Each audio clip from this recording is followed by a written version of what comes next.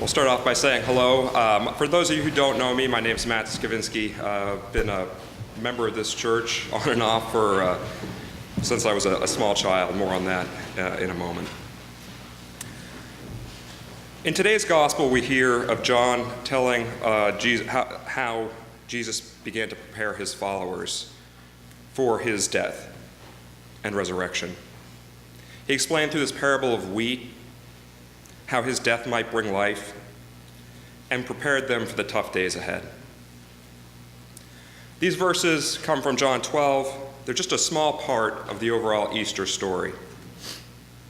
One of the things that I've struggled with on and off as a member of the Episcopal Church is that we often read just these small snippets from the Bible. I find it a quirk. Some might call it more of a design. But I struggle with this occasionally because it doesn't necessarily provide full context for what's going on. We get a fuller picture only over the years as we read more and more.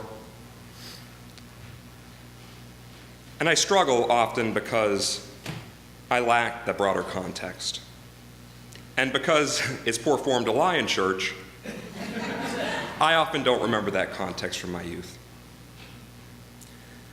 As a result, I either don't fully understand what's going on sometimes, I'm confused, I get lost, or I find myself focusing on smaller details that are perhaps irrelevant to the broader story, like in today's, how the festival is Passover, and it's not Passover yet.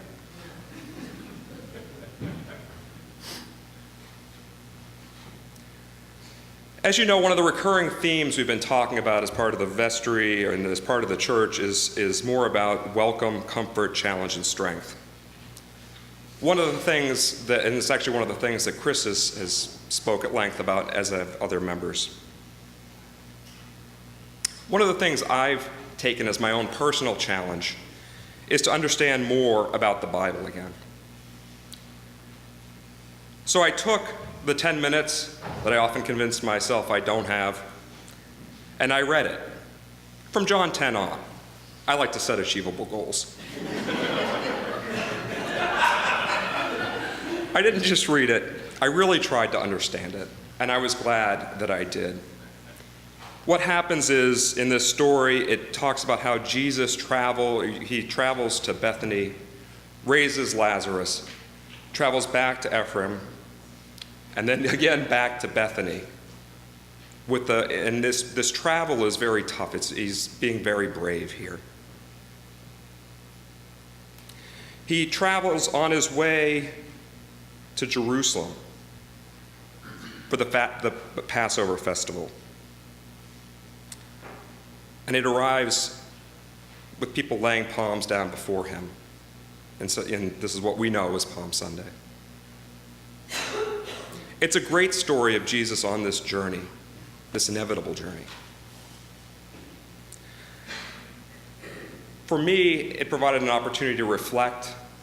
It provided me to think about my own story on a journey with Jesus and with God. And I'd like everyone here for a second to think about your journey. Where are you on this journey? What brought you here today? What brought you here specifically to St. Paul's?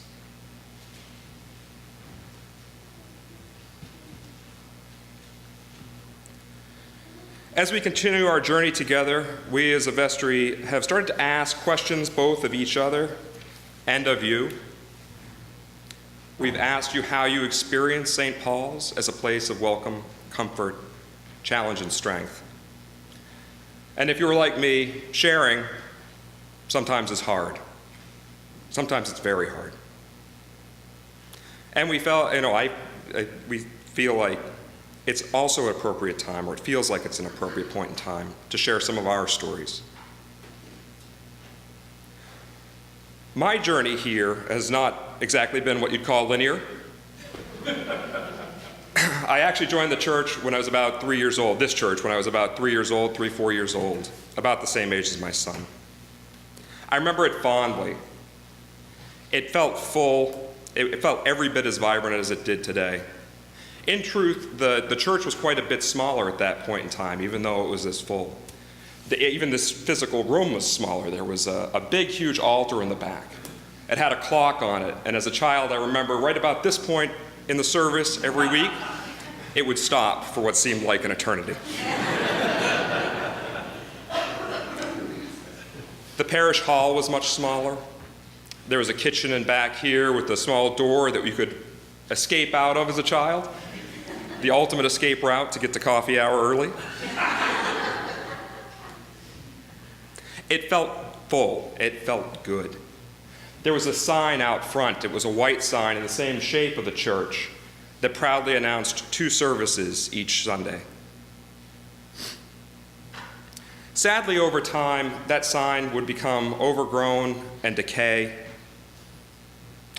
And to some extent, the church itself would also begin to decay. My relationship with the church began to decay. My mother was raised Baptist down in the D.C. area, and we'd travel there frequently as children. And we'd go to the Baptist church down there. And they had an immense youth group, and they studied the Bible. And these were things that I felt I truly needed. And this church at that time was unable to provide those things. So for the first time, as an individual, all by myself, I left. And I went to another church, a much bigger church, in a different religion.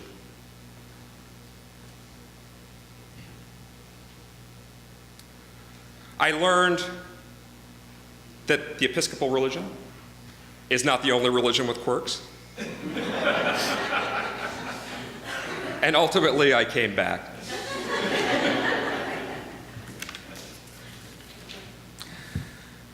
And times were wonderful again. I felt very welcome here, and that was something that was very hard, I found, to find anywhere else. We studied, a whopping 4 of us, with Terry Gurley for communion class. Shortly after that, things seemed to go further downhill. We lost Terry, and a few years later, I lost my father. I also started to lose my faith. I went through the trial that so many people go through. I could not understand certain things. I could not understand how, if Jesus could raise Lazarus, he could not save my father from cancer. I did not understand at that point in time that these things were fundamentally different. Jesus performing these acts of miracles on his way to his death and resurrection, showing that he was the true Son of God, versus raising my father, who was a heck of a nice guy, a great professor. At 19, it just did not compute. Shortly after this, our rector at the time, who I didn't necessarily personally connect with, but was helping to hold our family together, left. That's a natural thing, as everyone knows. But I felt angry and I felt betrayed. And as I stand here before you, I'll admit that I wanted to feel angry and betrayed. And so I left, and I would not look back for the better part of a decade. Here at St. Paul's, something miraculous happened. As many of you know, this church is built on a rock. And to some of you, you say, yes, the church is very robust. No, I physically mean the church is built on a gigantic boulder in the basement. It's about the size of my first house. It's my favorite part of this church because it's the perfect metaphor for what you already know. This church is built on a rock. And through hard work and perseverance of people in this room, for people who came before us, this church was rebuilt both physically and spiritually to a place that is stronger than ever. Time also afforded me some perspective. I started to miss church, and it slowly started to return with the support of my family, with support of friends, Frank, and Chris. It took a long time. It was hard. But over those years, I was reminded of why I love this church so much. Like the Greeks in the gospel today, this is a place that welcomes all people, all views, but most important to me, it welcomes people of all stages along this journey. And for that, I'm extremely grateful. Amen.